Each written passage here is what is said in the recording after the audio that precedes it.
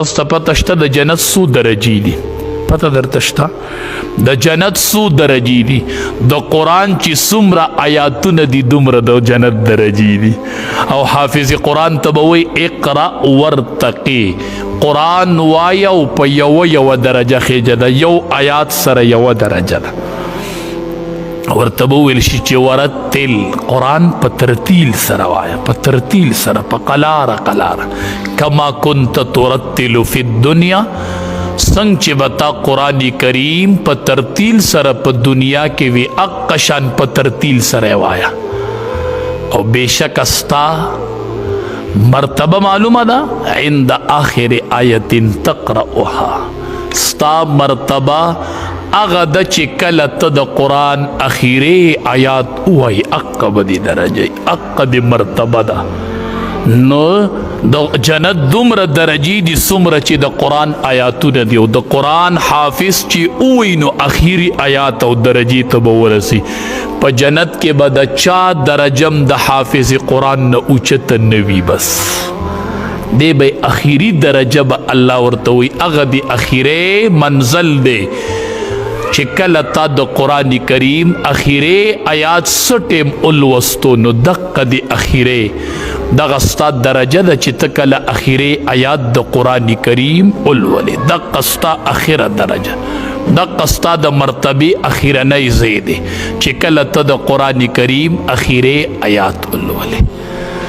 د قرآن ډیر برکت دی، د قرآن ډیر نورانیت دی. بچیم قرآن ته کښېنوئ، بچو باندې قرآن وایئ. د قرآن ډیر فضیلت او برکت دی، د قرآن ډیر نورانیت دی. حدیث مبارک کې راځي چې کم سړی د دریو کسانو سپکاوي کوي، حدیث مبارک کې راځي دا صرف منافق کېدی شي. چې د دریو کسانو سپکاوی چا کوو د خولې نه دې ورله واورېده نو دا سړی به منافقي ښه. یو امام مقسطن چې عادل بادشاهي او د ده سپکاوی یو سړی کوي، عادل بادشاه دی، انصافدار بادشاہ دی او د څوک سپکاوی کوي. نبی علیہ السلام فرمائی دا نشي کېدی مگر دا کس منافق دی چې کله ته د عادل بادشاہ سپکاوی د ژبې نه واورې.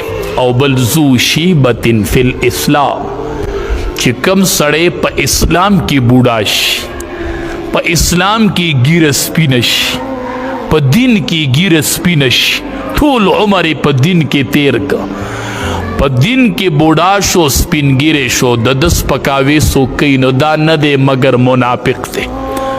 نبی علیہ السلام فرمایي دا منافق دی. او دریم چې د حامل د قرآن سپکاوی څوک کوي دا سړی منافق دی. د حافظ قرآن، د عالم د قرآن، د حامل د قرآن سپکاوی چې د چا د خولې نه واورېدو د دواړو جهانو سردار فرمایي دا نه دی مگر منافق دی. دا منافق دی چې دی د حامل د قرآن سپکاوی کوي، د حامل قرآن سپکاوی چې د چا د خولې نه دی واورېد نو دا به نه مگر منافق وي. بس دا سړی منافق دی چې د حامل د قرآن سپکاوی کوي. او حدیث مبارک کې راځي من عاد لی ولیا فقد آذنته بالحرب.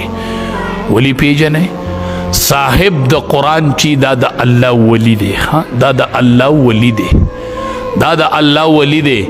او د دواړو جهانو سردار فرمایي من عاد لی ولیا، چا چې دشمنی وکړله الله وی زما د ولی سره. ولی صاحب د قرآن دی، حامل د قرآن دی.